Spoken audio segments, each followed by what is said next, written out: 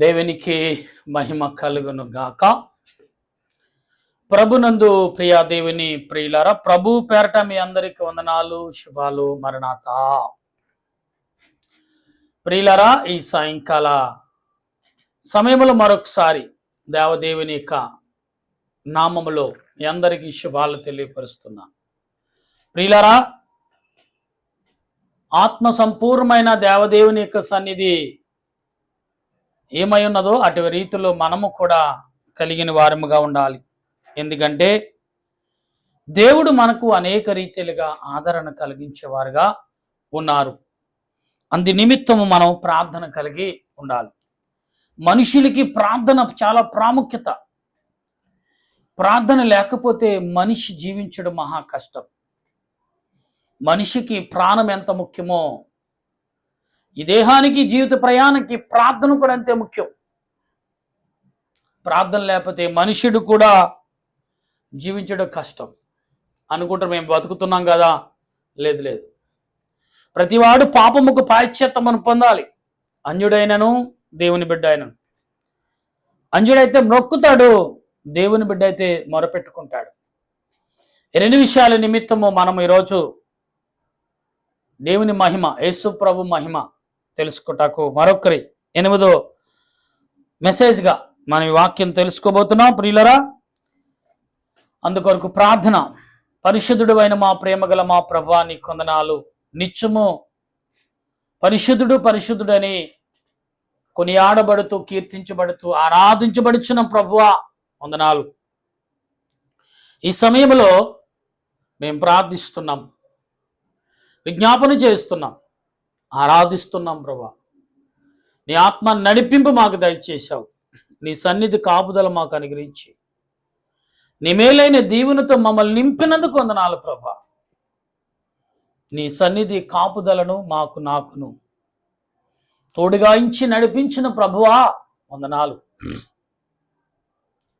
ఏమిచ్చి నీ రుణం తీర్చగలను ప్రభా, ఏమిచ్చి నేను కొనియాడగలను. అయినప్పటికీ నీ ఆత్మ నడిపింపు చేత మమ్మల్ని సిద్ధపరచు నడిపించుచున్న మా ప్రభువును, రక్షకుడును, దేవదేవుని నామములు అడుగుచున్నాను తండ్రి. ఎందుకంటే నేను మాట్లాడితే ఎవరు వినరు, నీవే మాట్లాడాలి. నీ బిడ్డలకు కావలసిన మాటలు నీ వాక్యము ద్వారా బయలుపరచు. ఎందరైతే మాటలు వింటున్నారో ప్రతి వారికి నీ ఆత్మ నడిపింపు దయచేయండి. ఎందరైతే మాటలు ఆలోచనలోకి తీసుకుంటున్నారో ప్రతి వారికి నీ ఆత్మ సహాయం దయచేసి అలుపుడైనను నీ సిలువు చాటును మరుగుపరిచి నా కంఠ స్వరమును నీ బోరుగా వాడుకుని నాలో ఉండి నీవు నీ బిడ్డలతో మాట్లాడమని వాక్యమైన యేసు పరిశుద్ధ నామంలో అడిగి ప్రార్థన చేయుచున్నాను పరమ తండ్రి, ఆమేన్. తండ్రి అయిన దేవదేవుని కృప మనకు తోడైండును గాక, ఆమేన్. ప్రభునందు ప్రియ దేవుని బిడ్డలారా, ప్రభు మహిమ 8వ వాక్యముగా మనం 8వ ఒక మెసేజ్గా మనం చదువుకుంటున్నాం. యోహాను సువార్త 10వ అధ్యాయము 18వ వచనములో యేసు ప్రభు చేస్తున్న క్రియలను మనం ఎరిగిన వారముగా ఉండాలి. లేకపోతే ఆయన క్రియలు మనం ఏ రీతిగా, ఎవడను నా ప్రాణము తీసుకొనడు, నా అంతటా నేనే దాన్ని పెట్టుచున్నాను, దాని పెట్టుటకు నాకు అధికారము కలదు, దాన్ని తిరిగి తీసుకొనుటకును నాకు అధికారము కలదు.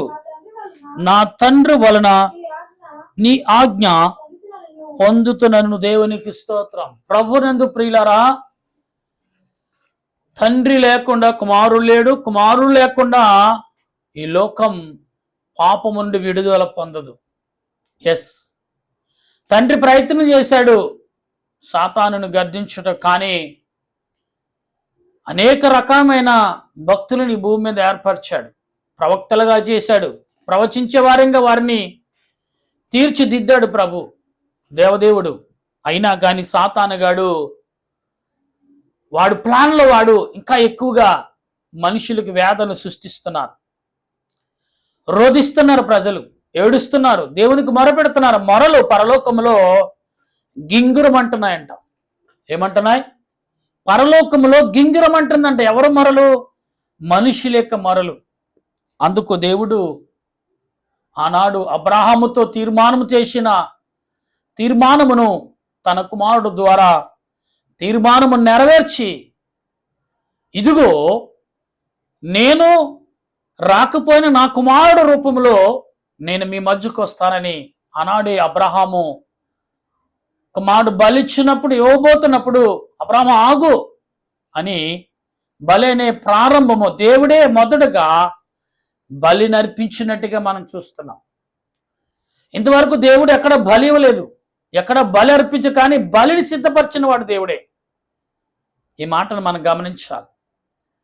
చరిత్ర చెప్తున్న మాటలు, ఆదిలో దేవుడు అబ్రహాముతో మాట్లాడిన తర్వాత అబ్రహాము నడుచుకున్న నడకను బట్టి దేవుడే అబ్రహాము నిమిత్తం, మానవుల నిమిత్తం బలిని సిద్ధపరిచాడు. ఆ బలి అబ్రహాము కుమారుడైన ఇస్సాకు ద్వారా రక్షించుటకు బలిని దేవుడు సిద్ధపరిచాడు. అందుకే లేకపోతే కత్తెత్తిన అతను క్షణంలో తన గొంతు కోసేయగలడు. కానీ దేవుడు పాపమని శాపము కొట్టివేయటకును మాటను త్రీచివేసుకోకుండా అక్కడ మానవుడి కొరకు దేవుడే స్వయముగా బలిని సిద్ధపరిచాడు అనేది, సిద్ధపరచగలడు అనేది మనం గ్రహించాలి. అర్థమైంది నా మాటలు మీకు? మానవ నిమిత్తము దేవుడే అబ్రహాము చేతికి ఇచ్చి, ఇదిగో బలిని సిద్ధపరచను, వధించు అన్నాడు.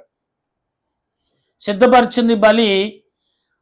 బలివటకు నరుడు కూడా వెనకాడు దేవునికి బలవటాకని ఆనాడు గుర్తించాడు దేవుడు. కానీ అదే దేవుడు మానవుడి కొరకు బలవటకు కూడా వెనకాడని రుజువు చేశాడు దేవుడు. దేవునికి స్తోత్రం, హల్లెలూయా.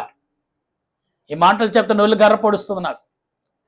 మొదట మానవుడు దేవుని కొరకు బలవటకు కూడా వెనకాడలేదు. దేవుడు కూడా మానవుడి కొరకు బలవటకు వెనకాడాల. ఇది గమనించాలి. ఇది చరిత్రలో మనకు దొరకబడిన ఆత్మ తండ్రి అనే దేవుడు మనకిస్తున్న మాటలు. అర్థమవుతున్న మాటలు. మొదట నరుడు, మానవుడు మాట, దేవుడు మాట నరుడు తిరస్కరించుకుని నెరవేర్చుటకు సిద్ధపడ్డాడు. దేవుడు కూడా మాటిచ్చి దాన్ని నెరవేర్చడానికి సిద్ధపడ్డాడు. ఆయనే యేసు ప్రభు. ఆయన రక్తము ద్వారా ఈరోజు నీవు నేను సాతానుని కట్టగలిగాం, సాతానుని బంధించగలం, సాతానుని పారదోలగలుగుతున్నాం, బంధించగలుగుతున్నాం, కట్టగలుగుతున్నాం, ఎన్ని రకాలుగానే బంధించగలుగుతున్నాం సాతానుని. ఎందుకంటే యేసు ప్రభు రక్తం మనలో ఉంది, మనతో ఉంది కాబట్టి. గమనించాలి ఈ మాటను. అపోస్తుల కార్యము 1వ అధ్యాయం 3వ వచనం మనం చదువుతున్నప్పుడు, ఆయన శ్రమ పడిన తర్వాత 40 దినముల వరకు వారి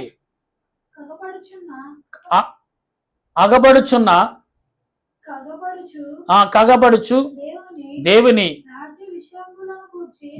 రాజ్యం విషయముల గూర్చి బోధించుచు అనేక ప్రమాణమును చూపి వారికి తన్ను తాను సజీవునిగా దేవునికి తనకు తానుగా సజీవుడిగా కనపరుచుకున్నాడు. అంటే ఏం చేశాడు?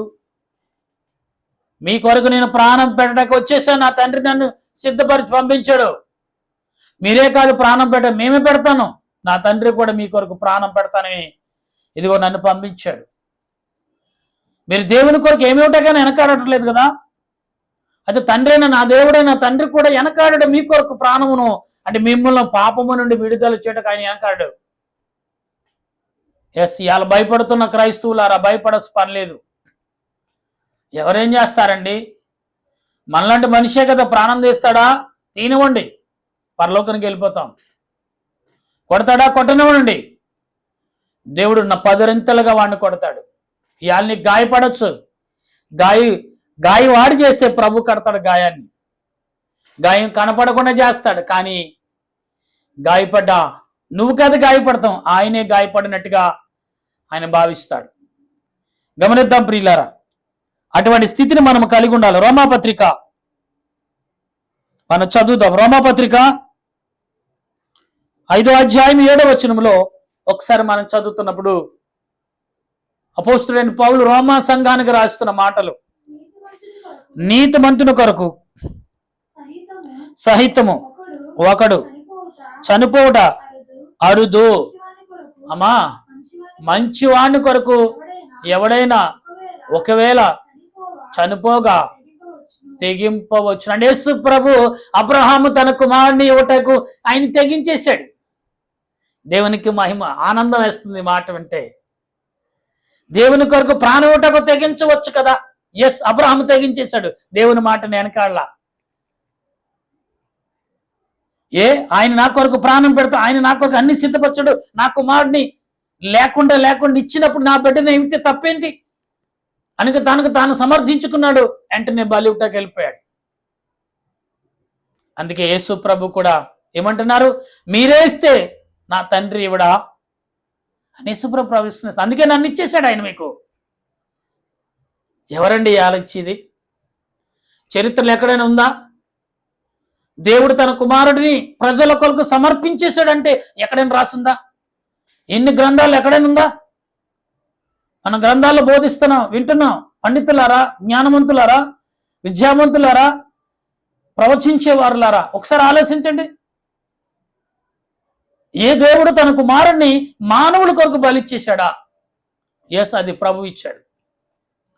దేవదేవుడు దేశు ప్రభునిచ్చేశాడు మన కొరకు. గమనిద్దాం, ఒకసారి ఆలోచిద్దాం.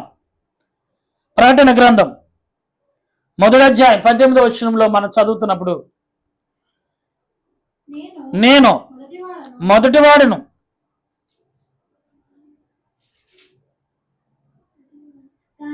గాని నేను మొదటివాడును, కడపడి వాడిని, జీవించువాడును, మృతుడనైతిని గాని ఇదిగో యుగ యుగములు సజీవుడనై ఉన్న మరియు మరణము యొక్కయు పాతాళము లోకము యొక్కయు తాళము చెవులు నా స్వాధీనములో, అన్ని ఆయన స్వాధీనం అయినా కూడా మనకు అప్పగించేస్తున్నాడు. గమనించండి ఒకసారి. పరలోకమును భూలోకము అన్ని ఆయన స్వాధీనములో ఉన్నాయి. భూమి యావత్ అయినా కూడా పరలోక తాళం చెవులు నీకు ఇస్తున్నాడు. అందుకే నరుడికి పేతురుకి ఇచ్చాడు, ఇదిగో పరలోక తాళం చెవులు నీకు ఇస్తున్నాను పేతురు అని. ప్రియులారా గమనించండి, దేవుడు ఎందుకు ఇస్తున్నాడంటే నీవు ఆయన వస్తువు అయ్యావు, ఆయన సొత్తు అయ్యావు కాబట్టి. యేసు ప్రభుని లోకానికి ఇచ్చేశాడు. యేసు ప్రభుకి ఇదిగో కుమారుడా, నేను సృష్టించిన లోకాన్ని ఇప్పుడు నీది అన్నాడు దేవుడు.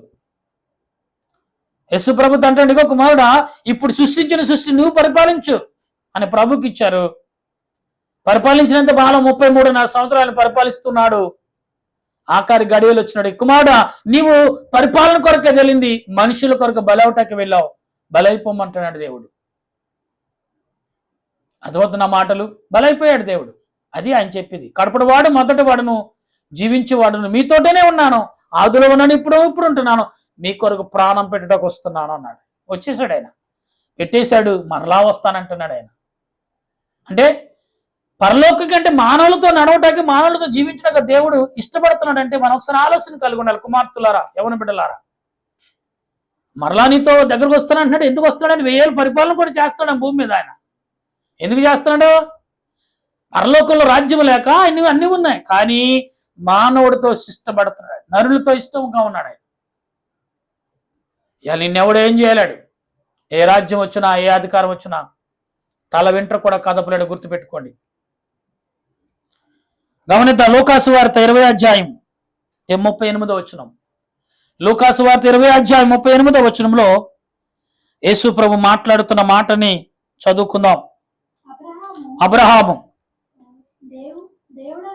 దేవుడనియు, ఇసాకు దేవుడనియు, యాకోబు దేవుడనియు చెప్పుచు మృతులు లేగుస్తురని మోషే సూచించిన. అంటే అబ్రహాము అక్కడ ఎలా గమనించాను? అబ్రహాము దేవా అంటే అబ్రహాము ఆరాధించిన దేవుడు, ఇసాకు ఆరాధించిన దేవుడు, ఏమండి పేతురు అంటే యాకోబు ఆరాధించిన దేవుడని అనగా ఈ రకంగా మాట్లాడవచ్చు. వారిని పేరు చెప్పి అబ్రహాము పలికడ, మోషే పలికినట్లుగా ఈనాడు ప్రజలు కూడా పలుకుతున్నారు. అబ్రహాము దేవుడు గణపరిచాడు, అబ్రహామును ఆలోచన నెరవేర్చాడు, ఇషాకు నెరవేర్చిన ఆలోచనను బలపరిచాడు. అబ్రహాం ఆలోచన నెరవేర్చాడు, ఇషాకు దగ్గరకు వచ్చేటికి బలపరిచాడు, అబ్రహాం యాకోబు దగ్గరకు వచ్చేటికి వాటిని అమలు చేసేసాడు. అమలు చేసేసాడు ప్రియులారా, 3 భాగాలుగా అమలు చేసేసాడు. అటువంటి దాన్ని మనం వేరే రకంగా ఆలోచిస్తున్నామో ఒకసారి ఆలోచిద్దాం ప్రియులారా. ప్రకటన గ్రంథం 3వ అధ్యాయం 1వ వచనంలో మనం చదువుకుంటే అదే తర్వాత మాట కూడా ప్రకటన 26 కూడా చదువుకుని ముగించుకుందాం. ప్రకటన 3:1 సార్దీసులో ఉన్న సంఘపు దూతకు ఇలాగు రాయము, 7 నక్షత్రములు దేవుని 7 ఆత్మలను గలవాడు చెప్పు సంగతులేమనగా, నీ క్రియలను నేనెరుగుదును. ఏమనగా, జీవించుచున్న వాణి గాని పేరు మాత్రమే ఉన్నది గాని నీవు చూసావా, పరలోకాలు సర్వం ఎరిగిన దేవుడు, నువ్వు జీవిస్తున్నా కానీ నా రక్తం ఉంది నీలో, కానీ నీవు మరణించడానికి తప్పట్లేదు. ఎందుకంటే నువ్వు ఉన్నావు, నేనున్నాను అనుకుంటున్నావు, కానీ నేను నీ దగ్గర లేను, భ్రమపడుతున్నావు, కానీ నీకు మరణం తప్పట్లేదు కుమారుడా అని దేవుడు మరణం తప్పించడానికి ఆయనకి లోకానికి మరలా రాబోతున్నాడు. 3వసారి చింతించున్నాడు ఆయన.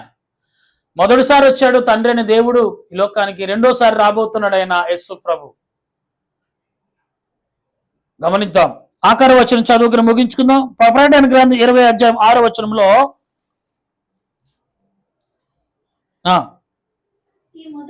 ఈ మొదటి పునరుద్ధానములో పాలుగలవారు ధన్యులను పరిశుద్ధులునై.